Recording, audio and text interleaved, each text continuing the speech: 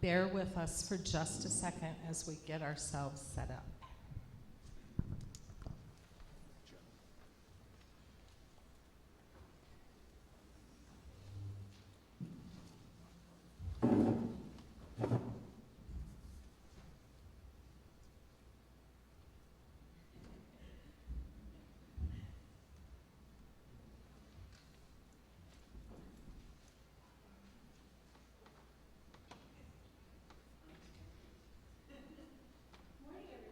Are we on? Woohoo! We are not Pete. So the four of us, we're going to introduce ourselves here, but we're going to be sharing with you today a story from the Old Testament. First, we're going to share our names and the answer to the discussion question that y'all answered. My name is Ann Wagoner. And much like Dar, I could make a whole list of places I'd love to visit that I haven't been yet, but I'm going to say Machu Picchu. Hi, my name is Emily, and the place, yes, I agree, there's a lot, but most recently I've had my eyes set on the Dolomites, doing a trek in the Dolomites in Italy. That would be... Okay, perfect. Ann and I are going. My name is Carol Toland, and I'd like to go back to Europe again. I've been there a couple of times in different places, but I'd like to take that river cruise that goes down the Danube. So my name is Pam Gums, and I've had the good fortune to travel to lots of different places. I've been to 43 of the 50 states, but the states I have not been to are the New England states, and Maine in particular I'm super interested in because I've got this idea that if you go to Maine, there's going to be like lobster on the beach, and so I'm pretty interested in that. But my foreign country is Italy, so maybe I will tag along with Ann and Emily on that trip. Tag along too. Yeah. So we just turned this into a vacation. So the four of us today here are going to be doing something a little different. How many of you are familiar with or have heard of the practice of Lectio Divina? Yeah, absolutely. There's a couple of hands out there. So the practice of Lectio Divina, and what Lectio Divina means, is divine reading. And so the way that Lectio Divina works is you read a scripture passage, and then what you're doing is you're reflecting on it. You're listening carefully for the things that sort of stick out to you. Maybe that's a word, maybe that's a phrase, maybe it's an idea, something that it sparks for you. Then you're responding in prayer, and you're resting in silence. And so Lectio Divina is something that you can practice as an individual, or you can do it together as a group, which is what we're doing here this morning, using some passages from the book of Genesis that talk about Hagar and Ishmael. And so I would call what we're doing today almost like a Lectio Divina plus, because we're doing all of the things that I mentioned, and then we've also read a little bit of commentary in advance so that we've kind of got some food for thought. But I will tell you that while we've written some things down, what we're doing today isn't exactly scripted, because part of Lectio Divina is that you're listening. And so you're listening for what God is saying, but then you're also listening to those who are doing the reflecting with you. So I'm pretty excited about this, and I invite you, while we're doing the reading of these passages and while we're having our discussion, that you would be listening as well, that you're listening for what God might be saying, and that maybe somewhere in those verses it would spark something for you, or perhaps even in our discussion and conversation that there would be something that would be sparked that would give you an idea or something to think about or reflect on. So we're going to start with our first passage from the book of Genesis. And you can find that on your handout. You can find it on your handout. Yes, we did not know if we were going to be inside or outside, so we wanted to make sure that it was easy for you to read and follow along. So before we read Genesis 16, I'm going to just give you a little previously on the saga of Abram. So in chapter 12 of Genesis, we're right after the Tower of Babel. So we're like early on in the human history of that's written in Scripture. And Abram is called by God, and God says, I will make you into a great nation, and I will bless you. I will make your name great, and you will be a blessing. I will bless those who bless you, and whoever curses you, I will curse, and all the people on earth will be blessed through you. And God tells Abram to leave where he's living and to go to a new land, and there are lots of adventures along the way, and he gets sidetracked a little bit here and there. But then we do come to Genesis 16.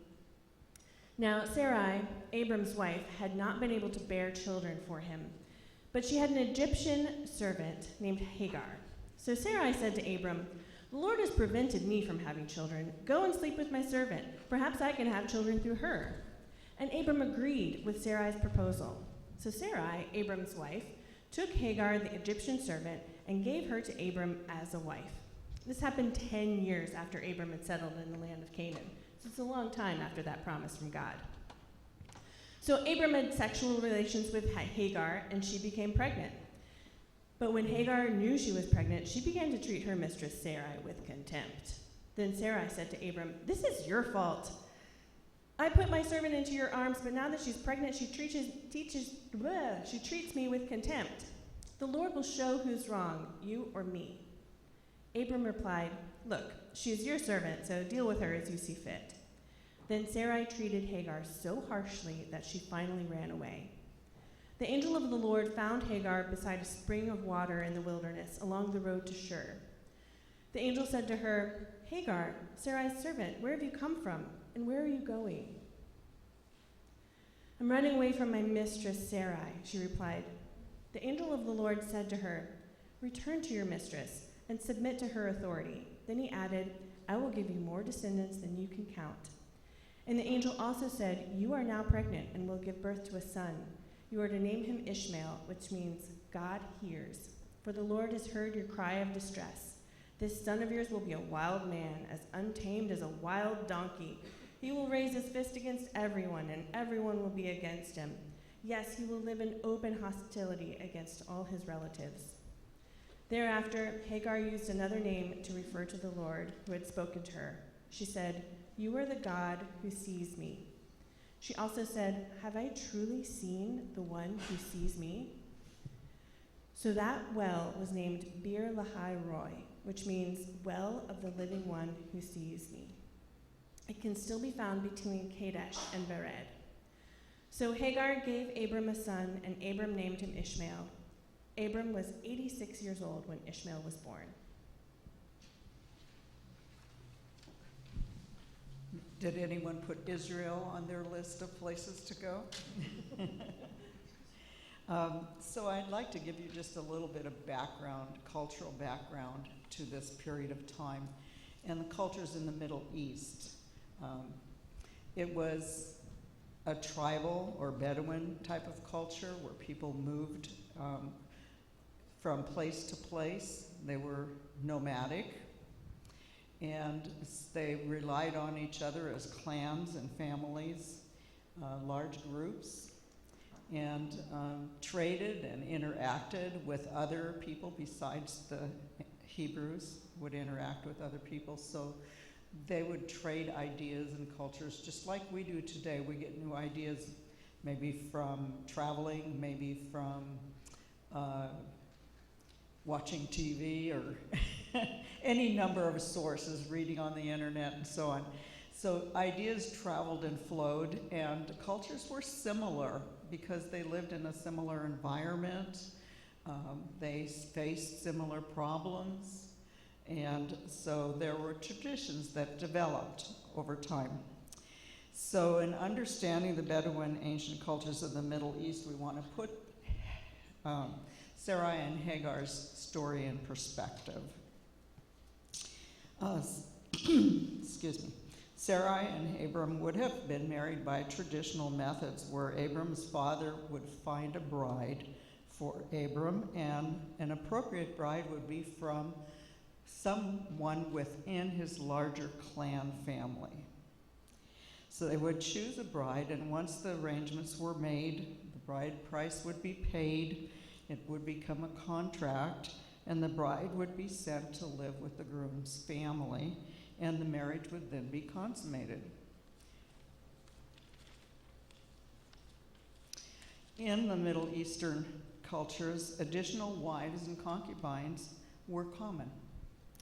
The practice would increase the wealth of the patriarch. In Sarai and Abram's case, Scripture does not mention any additional wives. Once the marriage would produce children, the firstborn son would become the heir to any of the property and wealth that the patriarch or the family accumulates. So when he passes, it would go to the firstborn son. If there is no heir, no son, then of course that whole system is disrupted. So as we'll find out in the next reading, there is a real problem with inheritance. So Sarai remained barren. She wasn't able to get pregnant. But there were other accepted practices of the time to solve that problem. And one of them would be Abram could get another wife or wives, which we don't, again, have any mention of that in Scripture. But the second solution was the one that they went with, which was Sarai presented her maid Hagar, or her slave, to become a surrogate mother or a surrogate wife. So that was how they solved the problem. And both of those solutions were common practice by all the Bedouin tribes. So if there were no sons through the official wife, then you could substitute a second wife, or you could substitute a surrogate.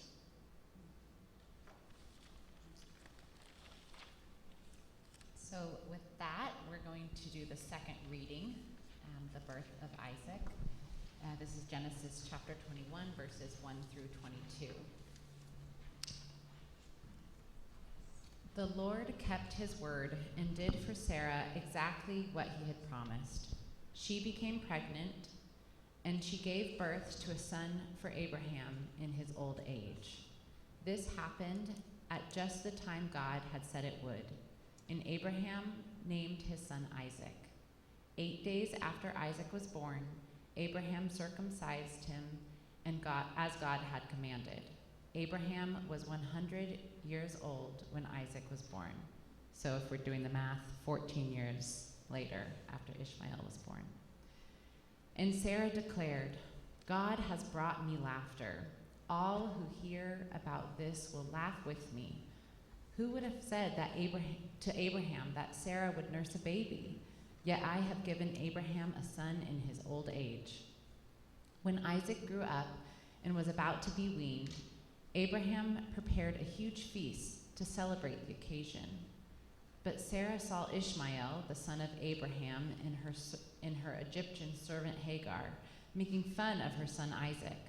So she turned to Abraham and demanded, "Get rid of that slave woman and her son. He is not going to share the inheritance of my son Isaac. I won't have it." This upset Abraham very much, because Ishmael was his son. But God told Abraham, "Do not be upset over the boy and your servant. Do whatever Sarah tells you, for Isaac is the son through whom your descendants will be counted. But I will also make a nation of the descendants of Hagar's son, because he is your son too." So Abraham got up early the next morning, prepared food and a container of water, and strapped them on Hagar's shoulders. Then he sent her away with their son, and she wandered aimlessly in the wilderness of Beersheba. When the water was gone, she put the boy in the shade of a bush. Then she went and sat down by herself about 100 yards away. "I don't want to watch the boy die," she said as she burst into tears. But God heard the boy crying, and the angel of God appeared to Hagar from heaven. "Hagar, what's wrong? Do not be afraid. God has heard the boy crying as he lies there. Go to him and comfort him, for I will make a great nation for his descendants." Then God opened Hagar's eyes, and she saw a well full of water. She quickly filled her water container and gave the boy a drink. And God was with the boy as he grew up in the wilderness. He became a skillful archer, and he settled in the wilderness of Paran. His mother arranged for him to marry a woman from the land of Egypt. There's a lot there, huh? So the four of us have had the benefit of having read this multiple times over the past few weeks. So there are going to be things that have struck us and things that we've been thinking about for a while. So let's just start with, what were your initial impressions of this story and the characters, the people in it?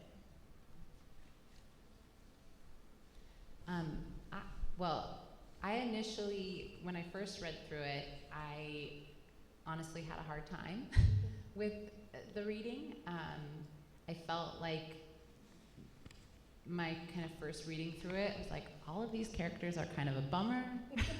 Like, they all kind of, definitely have some flaws and aren't the nicest, and there's just all of this. I kind of immediately went to those kind of like the negative parts of highlights of each character. And then I think also the other thing was like the unlikelihood of Abraham living to well past 100 in this time, so I think something that helped me, and also just initially, is something that Pete's talked a lot about and that we've talked about in different teachings here, is this idea that a story doesn't have to be real or exactly factual in order to be true and to find truth in it. So that was something that my initial reaction was like, ugh, this is weird, and I don't know if I believe it all. And then it's like, oh yeah, okay. Like what truth can we bring from this story? What truth can we find in this story? So that was something that really helped me kind of recenter in my next readings of it. I'd read this story or heard this story many times over the years, and I'd never really paid particularly close attention to Hagar. It was always like from the point of view of Abraham and Sarah and their problem of not having children. And it was like Hagar was just a minor character, and once she had Ishmael, she's off to the side and we don't pay any more attention to her. But this time, having done a little bit more reading in the background study of it, I realized Hagar really is a really important character in this story. And actually, now looking at it and thinking about it, I would make her the central character in the story. She is a woman who is abused. She's a woman who is has very little voice, as we say in modern times. She cannot really have any way to stand up for herself. And so it made me think about voiceless women in society in ancient times as well as modern times. There are many things that happen that seem minor at the time but have great and profound effect, as we didn't really pay that much attention to Hagar and her son Ishmael, where we always paid attention to Abraham and his son Isaac. We didn't really think about them being as half-brothers, and that the descendants not only go through Abraham and Isaac, but they also go through Abraham and Ishmael, and that was kind of never made an important fact. It was always just kind of a sideline idea. Yeah. So it really made me look at Hagar and Ishmael too, to be more of a central character to this story. And I think that I would have to say as well that it was the story of Hagar that sort of spoke to me. I always pay particular attention to the stories of women in the Bible, and like in the New Testament, we see Jesus interacting with women all the time. There's, the woman at the well, there's the women who support him, women who are early believers in the church. But in the Old Testament, to see a woman such as Hagar, and we do see that, that she's a slave woman, and things happen to her, things are done to her where she doesn't have a choice and she doesn't have a voice. They happen to her. But when we sort of turn and look at that a little more closely, even though she doesn't have a choice and she doesn't have a voice, we see a little bit later on in the story that some pretty remarkable things happen. Like, she gives a name to God. Like, that doesn't happen, anywhere else in the Old Testament, that a woman gives a name to God. And God speaks to Hagar, a slave woman. Like, that seems remarkable to me. And so that's where the wheels turn in my head. Yeah, I think that's really notable. I mean, that she gives a name to God and has this new relationship with God that's really something. She's this exploited person. Emily, I also resonated so much with something you said about how all of these characters are so deeply flawed, and it just made me think about, or kind of a bummer, as you said. Yeah. Their situations are either kind of a bummer or they're flawed characters. And I thought about how often are the heroes of our faith, when we actually read their heroic stories, you're like, oh, wow, you really biffed it. Yeah. And it's kind of, it's kind of comforting to me sometimes. It's a bit of a relief. Yeah, it is a bit of a relief, like that there's not like a perfect hero of our faith. Yeah.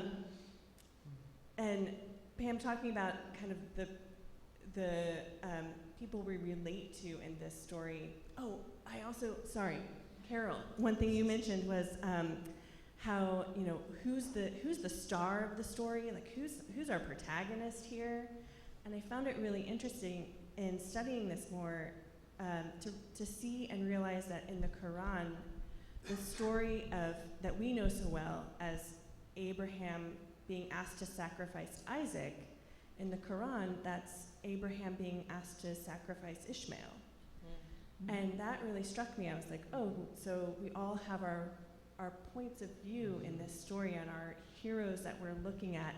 And that gave me a different context, a different, it really struck me as like who we are and how we come to this story really does tell us, inform what we learn from it. Mm-hmm. And the culture that we're coming from, right? Yeah. Too.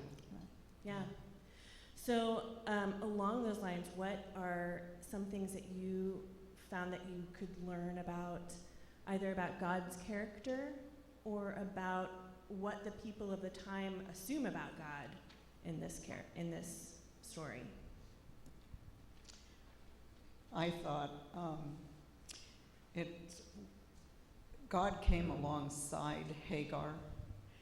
He made himself known to a foreigner, that he's not just for Israel or Israelites alone, that he is inclusive.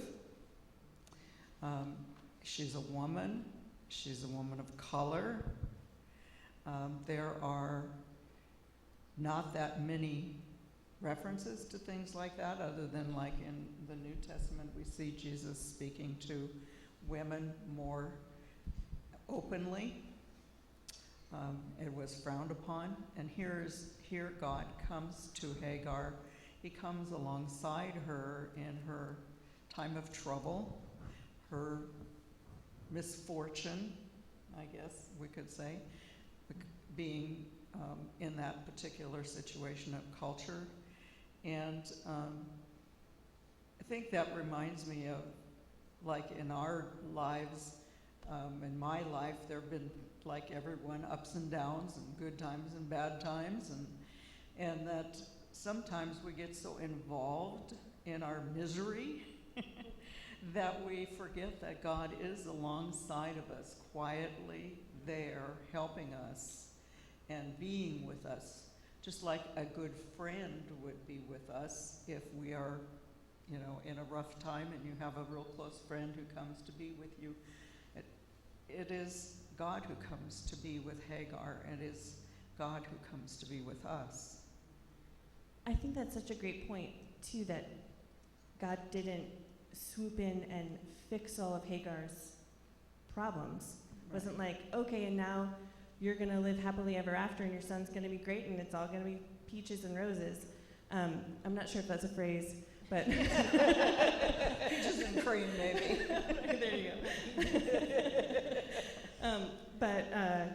But that, I find that interesting. It's just that God is there, and God is present, and God sees the mess, and God, it's God's presence that comforts Hagar. I think also, so, did you want to say something? No, well, I was just going to say that I think I love that, and I think that that's like a perspective that in my like secondary, third readings, I was like, oh, I love that relationship that you see with Hagar and God, that there is this personal relationship where she's, speaking out to God, and that he does come to her and help her through in her hour of need, so to speak, right? And you see God as a comforter in those times and as a support. But then I also think that there's this like interesting juxtaposition within the story, because you also have a God, from the writer's perspective at least, that is, a God that is kind of almost like orchestrating, in a way, some of the what's happening. So you have Abraham going to God saying, I don't want to send Hagar and Ishmael away, and he was like, nope, don't worry about it. Just do it. Just do it. Just throw them out to the wilderness. It'll be fine. And it's like, really, God? Like, really, is that? And it just kind of makes, it kind of has this, like, it gives this sense of, like, the character of God that is, like, all powerful and kind of, like, has, like, the plan for you is set in stone almost, which I think, but then it feels juxtaposed to this personal God that you see also come into the character. And I would absolutely agree with all of that, and I think as well, like when we hear about her giving the name of God, the God who sees, and then Ishmael's name is God hears, and the promises that are inherent in that, which to me feel like promises of presence, but not like, the God where we, like the magic genie God, or what I call like the Buddha belly God, like you rub his belly and you tell him what you want and then he gives it to you. Like, that's not what's happening here. It's something else. And I also love the fact that, in addition to giving God the name El Roy, there's the well, which is Bir I think Lahai Roy, which means the well of the living one who sees me, which I haven't been to Israel. It says in the Bible that the well's still there. I don't know if it still is, but it makes me ask the question, like, in my life, are there like markers that I can place for like, this is the place, or these are the things that happened to me in this place that I can name and remember as like, this was a place where I knew that God's presence was here, that I was seen, that I was heard, even if I didn't like get my wish granted, so to speak. Yeah, I love that. That's beautiful. Like the idea of having maybe some totems, some places that in our timeline in our lives that we kind of can say a touchstone, like God was here. I remember this, and it isn't always. Those times in my life aren't always positive. Like it's not always like, and then I went on a roller coaster and yay, God. Peaches and roses. Peaches and roses. But yeah, I think that's really beautiful. I always, having been from the East Coast, when I first came out west, I remember like driving by places that were called like Devastation Hill, or like Desperation Gulch, and I'd be like, what happened there? and in the same way, like the Bible is full of these stories where a place is named after something that was experienced there, and I really do I love that idea. I hope it's not always Devastation Gulch. Mm-hmm. But you brought up a couple of things that irk you in this story.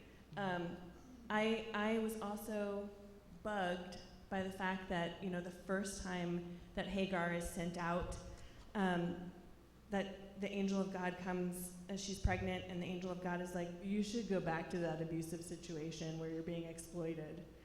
That's really not pretty. That's really not pretty. Another thing that has bugged me, and then we can all talk about what's bugged us. Another thing that has bugged me about this story, growing up, there's a tradition where from Ishmael comes the entire Muslim faith, the Muslim faith, and then from Isaac comes all of Judaism, and growing up, I remember kind of being taught that, man, these two lines that have always been embattled against each other, it happened because of one woman's lack of faith. That Sarah didn't believe God's promise and went about it her own way and caused everyone in the world years and generations of pain. And I almost hesitate to even say that here if you hadn't ever been taught that, because I don't want to plant that, but probably some of you guys have been also heard teachings like that, or people who come at it that way, and it's always made me so uncomfortable, because first of all, we have Sarah who is, as you said, Carol, taking a solution that is culturally appropriate, something that would be expected in that time. And also, like, it's unlikely that she's gonna get pregnant, and if she had just been like, well, God will be here, and God would be like, but what did you do to make it happen? It just feels like she was in a lose-lose. But I don't know, are there anything about that or any other things that have irked you about this story? Not so much an irk, but just to comment on what you were saying there, which is that oftentimes we sort of forget that God's promises can involve some form of human agency. Like there's something that is required of us. And so I think, Sarah has kind of gotten a bad rap in all of this as being the one who took matters into her own hands and did the thing, whereas that's... She only had more faith. Yeah, exactly. That's not necessarily the truth. I think one of the things that I find irksome, if you will, to borrow your word, are sort of the times when we see Abraham maybe stepping back. Like he told Sarai, like, you decide what to do with your maid. Like, that just feels like, you know, sort of a very passive sort of thing, when he could have done something very different. Like, you're gonna send your maid, and, you know, maidservant is like a very sort of polite word for slave. She was a slave. You're gonna send her back to Egypt? Like, seriously? You know? Yeah, he does abdicate a lot of responsibility there and be like, look at what these women did, and also gives her like a jug of water to get her to Egypt. That always got to me too. But we remember that it's a patriarchal male society that will write these stories and record them. And yeah, I thought about, you know, Abraham and his lack of intervention, I guess you might say, because here he is extremely wealthy, right? So he sends this girl off with her son into the wilderness with a little jug of water and maybe a peanut butter sandwich, and away you go. Just go see what happens. You know, you're out of here. You know, have a good life. We'll see you later. Yeah, it does remind me of, this is a tangent, but there's a line in a Jane Austen novel that I just love, where there's a man who's talking about the inconstancies of women, and he's like, all of poetry and every play ever written and all of these books will show you how terrible women have been to men. And the woman in the book replies, but they were all written by men. And it does, there are these moments sometimes where you're like, oh, this is a story about women written by men. But there's that. Yes. Yeah. Yeah, I think it's just an interesting, I feel like I've already talked about all my irks. But yes, I think that there's just,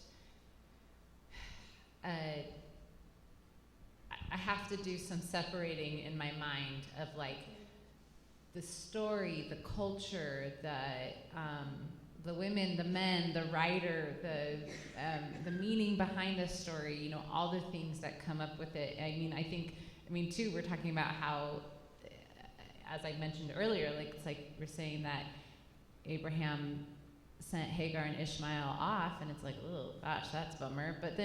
But like, God is like, yeah, do it.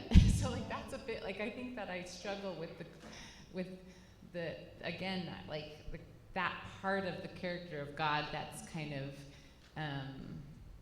presented in this story. Yeah. Well, presented is a good word, because it isn't necessarily real. Yeah. It's more like who wrote the story and what kind of intonation did they want to pass on to us. Yeah.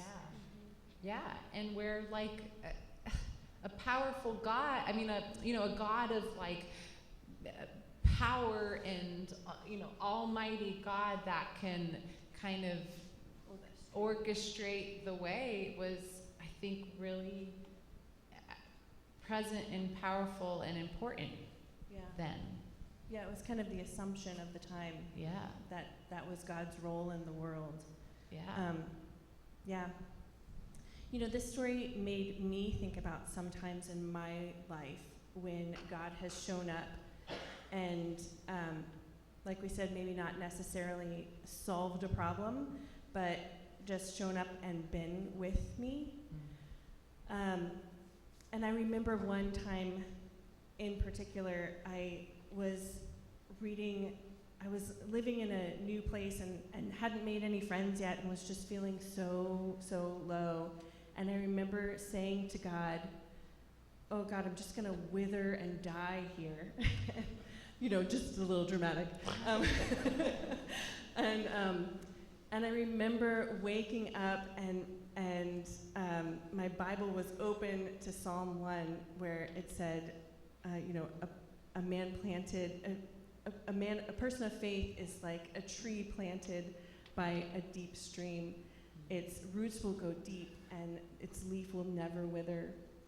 And it gave me so much comfort at that moment of just thinking, okay, I'm gonna see another day. I'm not gonna wither and die yet. And it just gave me so much hope. This was not on any of our pre-discussed questions, but do any of you guys have a time in your lives where God showed up, and maybe not in the way that you expected, but in the way that you needed? I'll give you a minute. And while we're thinking, I thought about the fact that we haven't given mention yet to the fact that, that God made a promise to Abram, and that promise did come true. He promised him that there would be descendants as numerous as sand on the seashore, and that happened. That happened through Isaac, and it happened through Ishmael. And what happened sort of in between, there was a lot of drama and family messiness, as is common in lots of families, but the promises did come true. So we don't want to forget about that. In addition to the, being seen and heard, the promises did happen. And just like in our lives, sometimes it takes a long time and it needs a lot of patience. But I think, having put a couple of decades behind me, I look back on my life and I think things did kind of work in like steps or stages, progressed in stages. I mean, not like nice every 10-year kind of stages, but that waiting, that patience, sometimes I think is because we have to wait for all the things around us to align. It's kind of like we say, aligning of the stars, right? So it's like everything kind of has to align before a promise can come through, or an expectation can be fulfilled that you have, or something that you've been personally wanting from God, that you find out as it moves forward through time, that wasn't really what you needed, and that wasn't really the expectation that you had, isn't really what fulfilled you in the end. That something else aligned that was even better, so you need to be patient. And that's with Hagar, and with Sarah, they had to have this patience and know that God was with them, and it would take time for all of these things to happen according to their lifetime plan. Yeah. Something that you said earlier, Anne, was, that oftentimes you find that in looking back, and that God, you kind of see God's presence in those, in the hard times in your life, right? And I think that that's something where I've found, when it's oftentimes the things that were really hard times in my life, like you're saying, right? Like that feels like, gosh, what good can come of this? And I don't think that means that like God orchestrated that bad thing to happen, but I do think that there's something about those times that it kind of opens you up to a vulnerability that I think it allows you to kind of hopefully, be open to kind of where the Spirit is leading you, because I think that you have, and one thing in this story, that I struck me in one of my readings of it, was the time that Hagar is crying in the wilderness, and she, is kind of like, well, me and my son are going to die here, and it says, then God, so God heard the boy crying and says, don't be afraid, and it says, then God opened Hagar's eyes, and she saw a well full of water. She quickly filled her water container and gave the boy a drink. And I just think that that's such a beautiful image of that time when you're in despair. And it's like, I've been there, right? I think so many of us have been there, where you're in despair and it's like, I'm just gonna die. I don't see my way out, right? And I don't think that it means that, well, I don't read it as like God like waved his wand and made a well appear. I see it as this image of Hagar was in such distress and such agony that it's like she couldn't see what was in front of her. She couldn't see the opportunity to get through to the next step, right? Which was this well of water. And I mean, in these both verses, there's a couple times about this idea of a well being kind of the touchstone of a marker of getting to the next, getting through it. And I think that's a beautiful image. And to answer Anne's question from a moment ago, I was thinking about a time in my life when I felt pretty desperate. I've shared with you before that I'm from Indiana, and the part of Indiana that I'm from is a pretty homogeneous kind of place. There was not a lot of racial diversity in the town where I lived.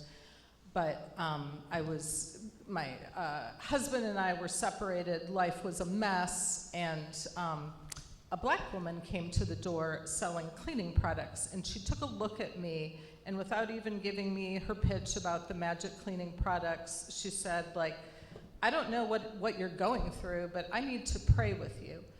And then, like, a couple of days later, I was at the grocery store, like, in the aisle where they sell the medicine, looking for some Tylenol PM because I wasn't sleeping. Round the corner comes another black woman who says to me, in the middle of the grocery store, like, I'm supposed to pray with you. And I'm like, okay. And then a couple of days after that, I'm at Walmart. There's another black woman in the parking lot with her husband, and they're giving away these books about prayer. And this third black woman, in like the space of 10 days, I kid you not, says, I'm supposed to pray with you. So that was just a very tangible reminder to me that, like, sometimes God shows up wearing the skin of people to, like, minister to you or interact with you or show you that you're seen. So Yeah, I think there are often moments where we are asked to be God's hands and feet and people in this world. Yeah, and they were that to you. That's beautiful. I think I'll leave it here with just one more thought about, I love that in this story, God has been present with Hagar. God has provided for Hagar life-saving, sustenance, and that in our lives, as we go through our lives, there are going to be times where we're looking for God and may have trouble seeing God or hearing God, but God hears us, and God sees us, and God is present in our lives now. And to me, that is such a great comfort and such a great joy. And I think it's an important lesson to take from this story. So I'm going to end our time together with a prayer, and there's going to be a pause in the middle of our prayer for a little bit of time for reflection for you. And then after the prayer, the words will be up on the screen of the version of the Lord's Prayer that we often use that we can recite together before we end our time together.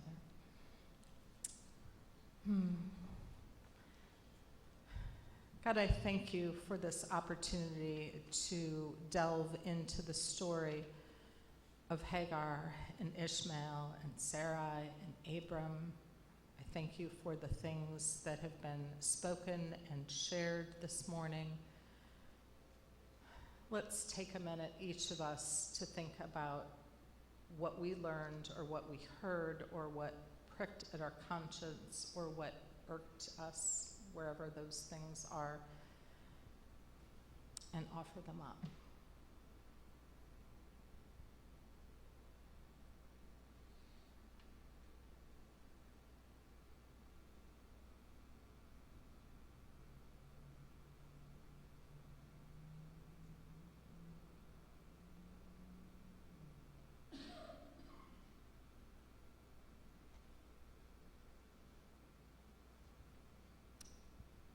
God, I thank you that we know and trust and believe that you are the God who sees, that you're the God who hears. Show us the ways that we can be your hands and feet to others. And I pray this in your name. Amen.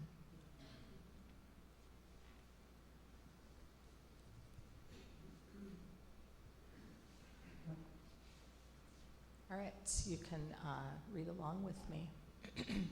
Our loving, supportive, holy Abba, who are here and everywhere, may your divine commonwealth come. May your will be done through us. We are grateful for the gift of food and work for all to eat their fill. May we work for a world where mutual grace and respect abound, where well-being and deep peace thrive. Strengthen us for the work to which we are called. Amen. Amen. May it be so. Thank you. Have a wonderful week, everybody.